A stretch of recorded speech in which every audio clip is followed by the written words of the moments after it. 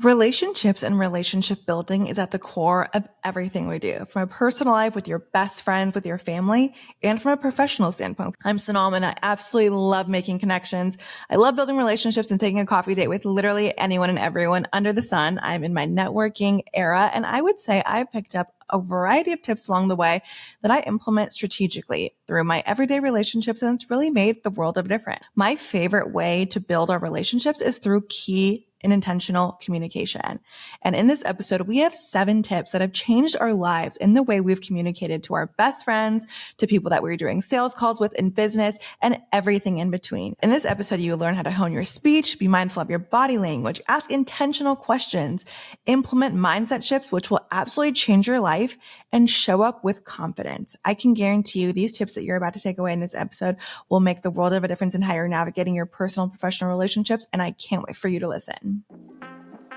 Welcome to Monday through Sunday. I'm Logan. I'm Sanam. And I'm Lane. We're best friends, the founders of Blossom Brands, and the hosts of this podcast. We can't wait to take you behind the scenes of running a 7-figure agency with our best friends. We're sharing our mistakes, our lessons learned, and giving you tactical advice to build the career, the business, and the relationships you dream of, and a life you don't need a weekend to escape from. So let's get balanced and let's get down to business. Welcome to the show. All right. Well, I'd love to dive into today's episode. I'm super excited about this one specifically. Like, we did so much prep work for it, and I'm really proud of us because the topic is about creating connection and making people like you through how you communicate. I personally love building relationships. It is one of my favorite things to do. Ask me to go on a coffee date. I will never say no.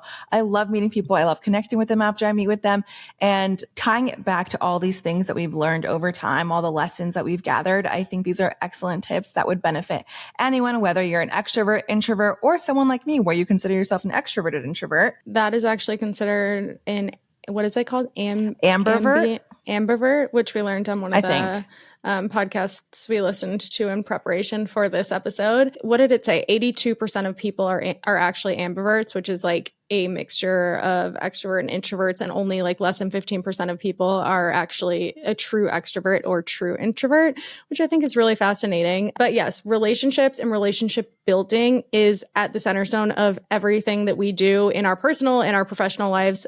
Building relationships with our clients, building a team of employees that can connect with each other and really like work in conjunction with each other in a productive and positive way, focusing on how you communicate, focusing on your charisma, on how you really connect with people is so important. And it's not really a skill that you're taught. It's not something that people learn. You're just like expected to know how to do this without any instruction as to how. So today we're going to be diving into some like tactical tips that you can do to improve people's perception of you, to improve your like fundamental relationships with the world around you, with the people around you, even with yourself. I think these things can be widely applied to just like connection in general. So I'm really excited to jump in and talk about it. Seriously, like your relationships and the quality of them affect your happiness. And it's honestly very key to like think about how you're engaging in these types of relationships. So shall we dive in, Lane, Catherine? Let's do it. The first tip of the day is to not make the mistake of the question inflection. The question inflection is when you ask something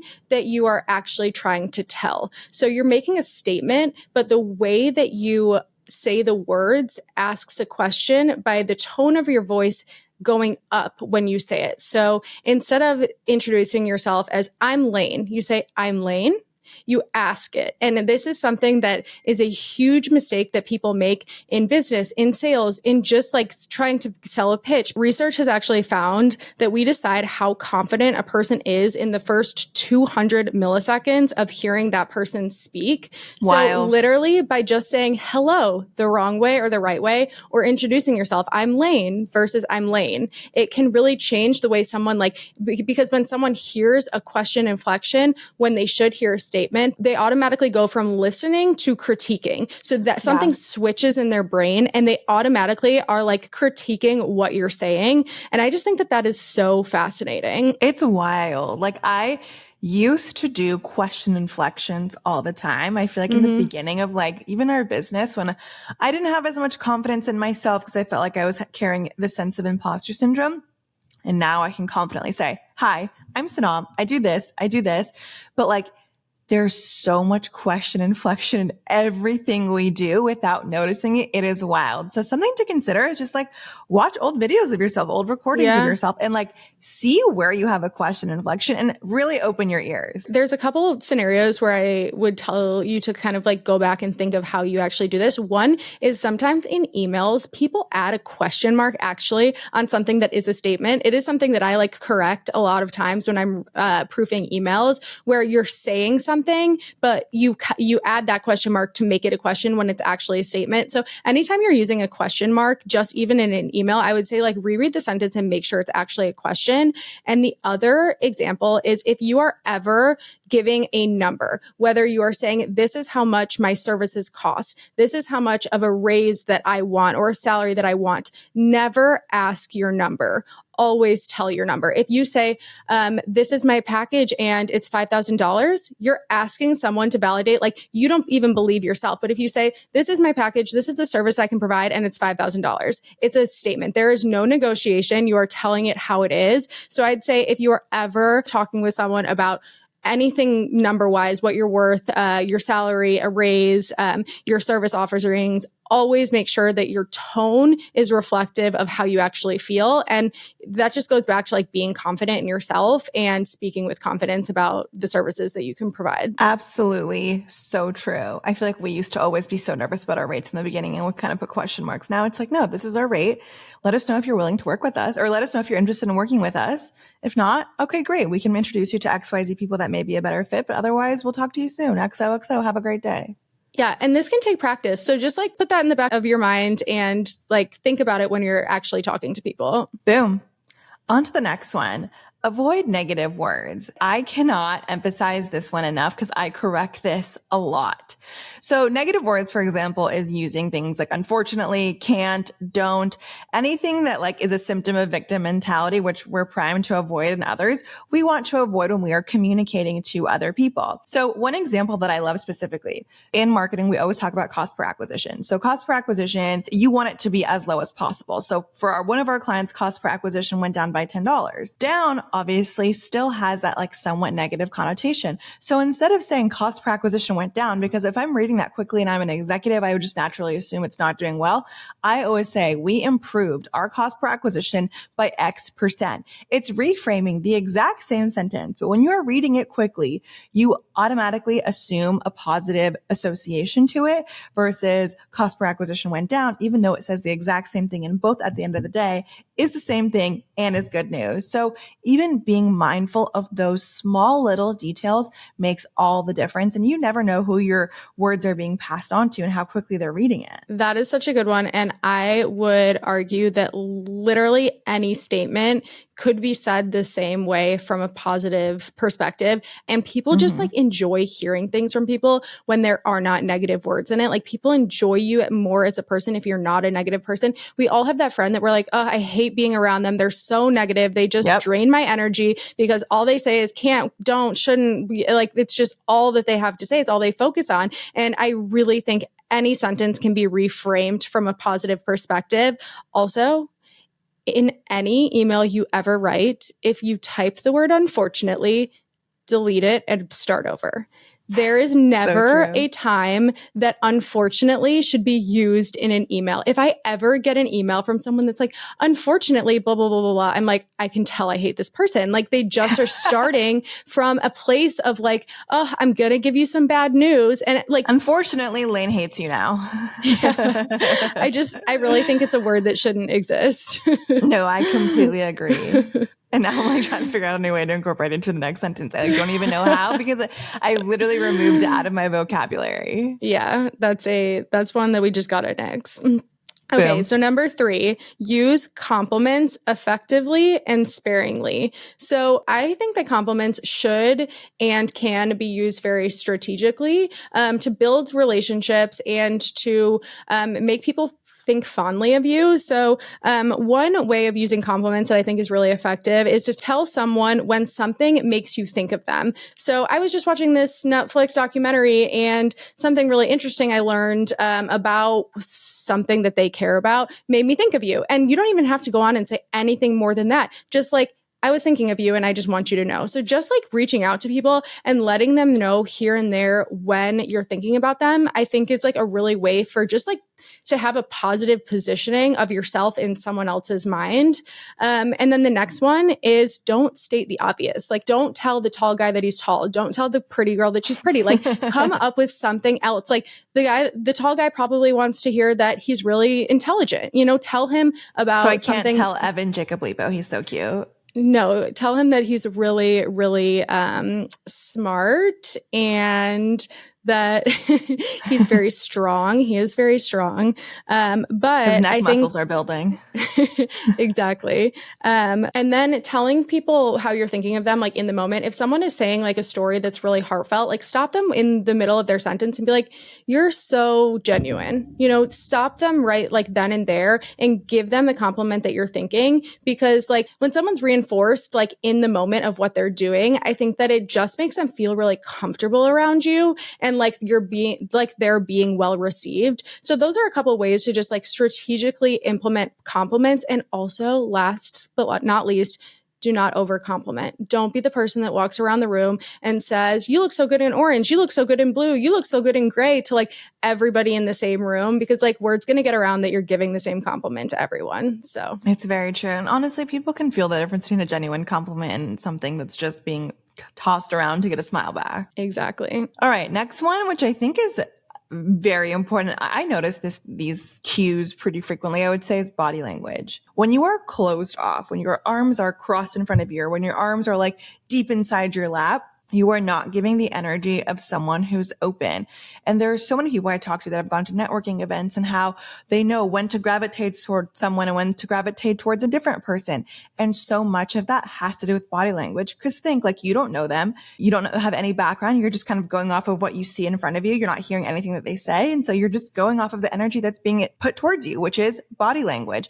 And so when someone is more open, it really invites connection. I heard someone speak about different body language cues in a really interesting way on a podcast that I listened to. And one thing that they said that I thought was so fascinating is if you walk into a networking event, just based off of the way that people's feet are positioned, you can normally tell who the boss is, and you can tell where there are company crushes, because people face their feet towards people that they want to give their attention to without even knowing it. So if you walk into a room, like see where people's feet are like kind of positioning, because chances are they're trying to impress them in some way, shape, or form. I thought that that was so funny. She said that her favorite game to play is to like walk into a room and like guess the company crushes just based off of like the way that people's feet are pointing. Wild.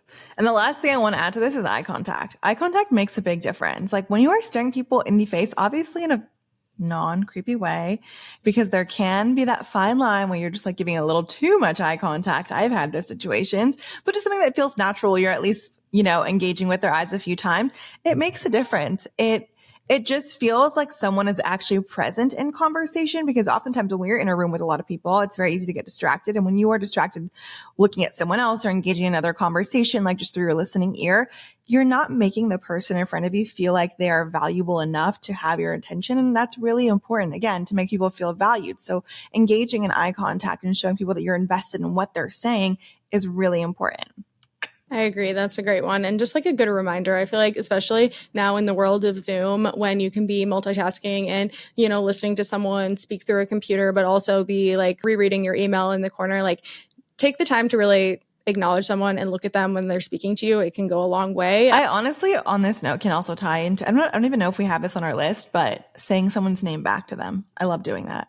That is a good one. I think just acknowledging someone, like you always say, hello, Lynn Catherine. Exactly. And or like when you're meeting someone, the easiest way to remember their name is to say it back at least twice in conversation. Or to envision writing their name on their forehead. I don't know where I heard that, but like if someone says like My name is Amanda. Like literally with your eyes, like see their name written on their head and it'll help you remember it.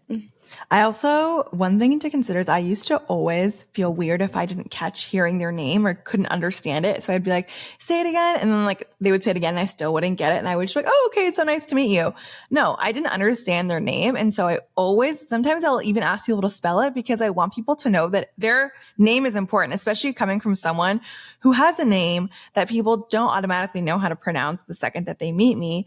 I always love when people, even on like the 5th time I meet them, I'm so sorry. Will you remind me of your name one more time? So how do you spell it?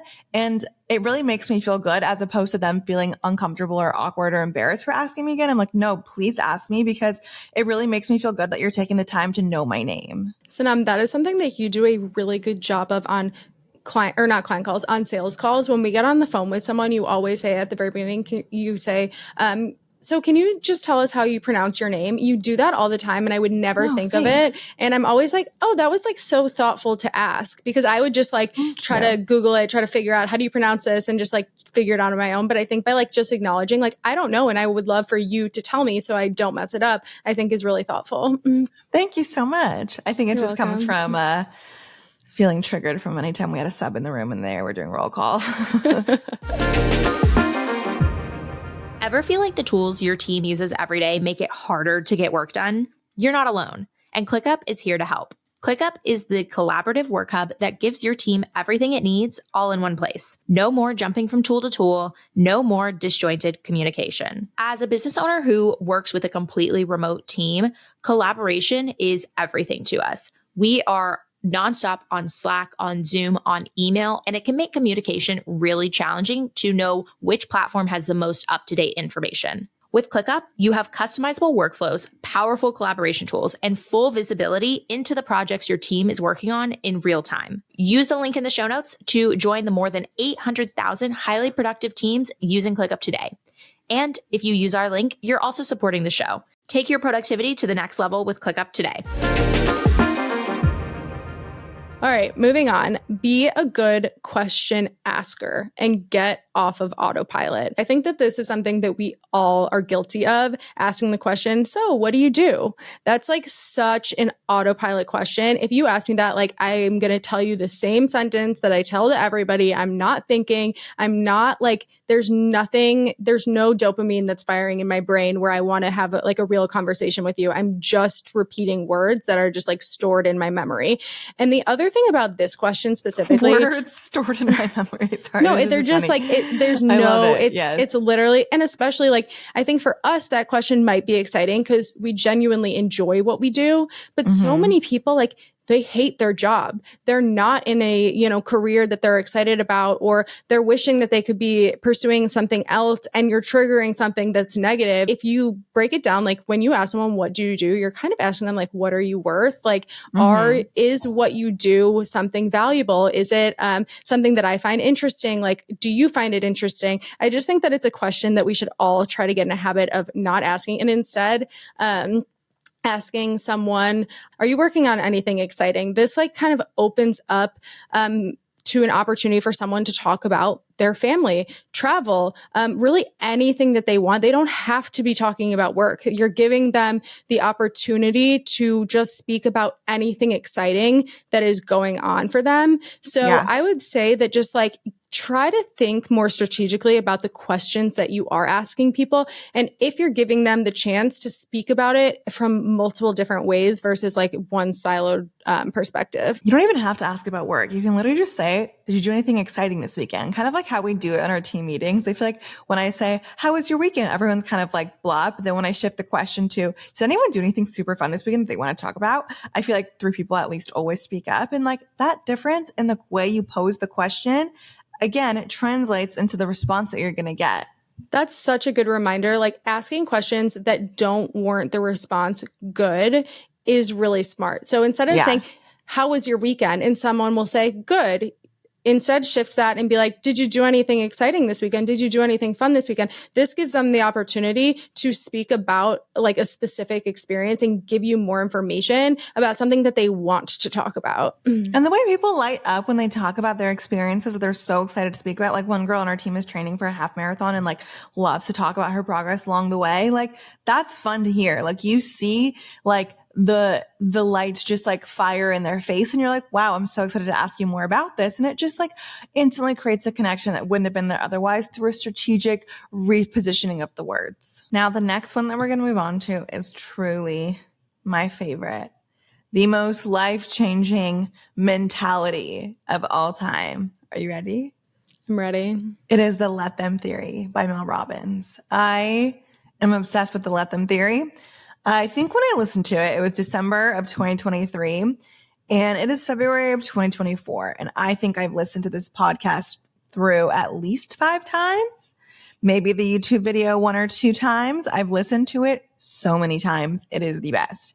Now, what is the Let Them Theory, you ask? Basically, we in life are always trying to control situations that will lead to controlled outcomes that makes us feel good and helps us manage our own anxiety.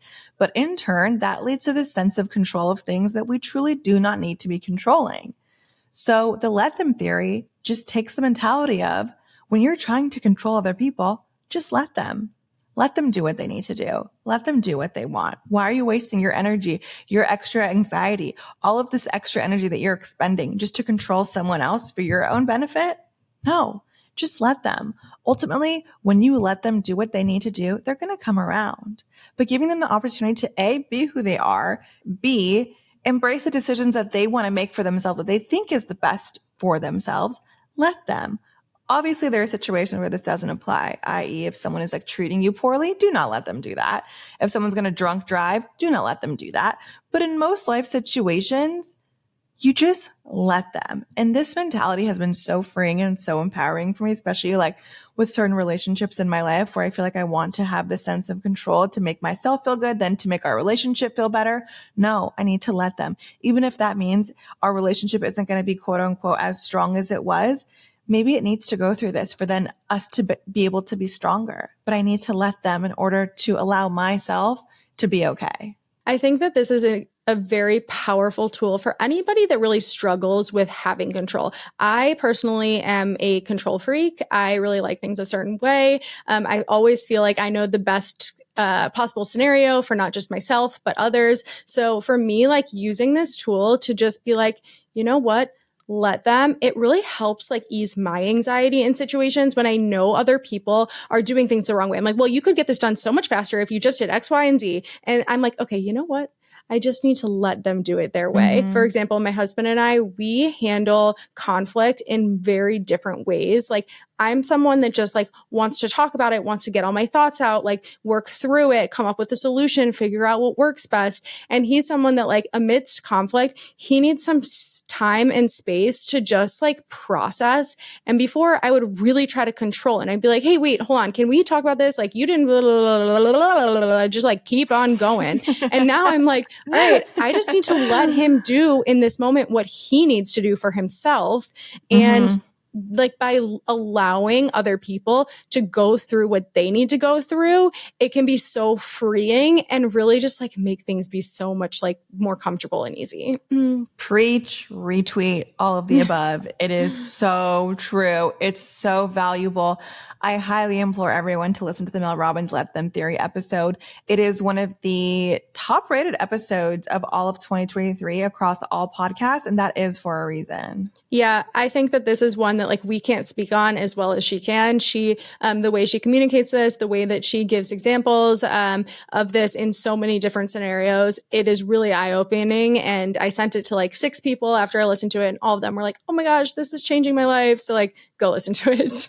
Go listen. That is the action item. Okay, so then the last one today, I would say that this is the one that I would say is the best for how to really strengthen your relationships with people and have more depth and like take it to the next level. And one way that you can do this is by first like taking the time to really identify what a person's like natural God-given gifts are. So we can call this their giftedness, and tell them about it. So with the people that you are closest with in your life, like you probably know what they are naturally like great at. Maybe it's their ability to make people laugh. Maybe it's their physical beauty. Maybe it's their engineering skills. Like whatever it is, like everybody inherently has like 2 or 3 things that they are just naturally really good at. Sanam, I would say that one for you is like you have this lighthearted energy that makes people really want to be around you. You're just like a happy person, and like you like people just enjoy being around you. Lena. It's true. It really is.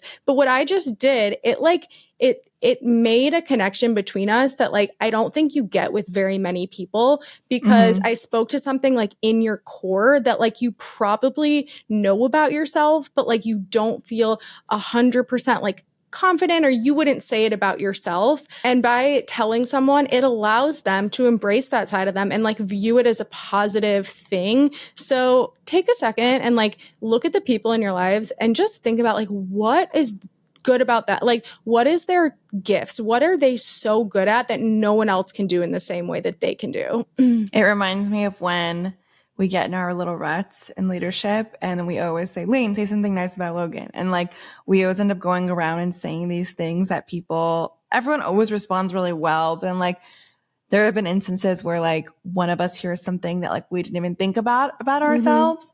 And it's a really beautiful moment because like you realize, oh, this is how they view me. And it's a really beautiful thing. Again, I do want to draw the fine line of like not getting caught up in like other people's opinions of you, but it's more so something entirely different that I just want to specify. Because when someone is pointing out a beautiful quality in yourself, it opens up your eyes to seeing that quality and then embracing it more, and then also becoming a more happier and confident person. So identifying these things in other people, then sharing it is a whole other thing that's just such a beautiful thing to build an established connection. Well, I loved all these tips, and I feel like they're very impactful and have been pillars for us and how we've been able to develop our relationships both professionally and personally. So on that note, I will refer back to tip number 6 as our action item, which is go listen to the Mel Robbins podcast for Let Them Theory specifically. I feel like that really made such a big difference for Lane and I, and I think it can really make a difference for other people, especially for everyone that's listened to it so far. In our personal network, everyone's been obsessed. Yeah, we'll go ahead and link all of the episodes that we discussed today in the show notes for you guys. So if you liked this and you want more of this type of content, you can head there and learn some more. And if you like this episode, please feel free to share it with a friend. We'd be so grateful. Text it to them, put it on your Instagram stories, whatever it takes. We want everyone else to understand the importance of how easy it is to maintain and build relationships through communication. Thanks so much for tuning in to this episode of Monday through Sunday. If you're building a career, a business, or any relationships, we know your time is valuable, so thank you for spending it with us. With that in mind, we would be so grateful if you can spare 2 minutes to rate and review this podcast. Your reviews help spread the message to more people that work doesn't have to suck. By the way, if you're looking for your community, join us on Instagram and TikTok at Monday through Sunday Pod. We're all about connecting our like-minded listeners together. Let us know if there's anything you want us to talk about by sending us a DM. We'd love to hear from you. Thank you again, and we'll talk to you on the next episode.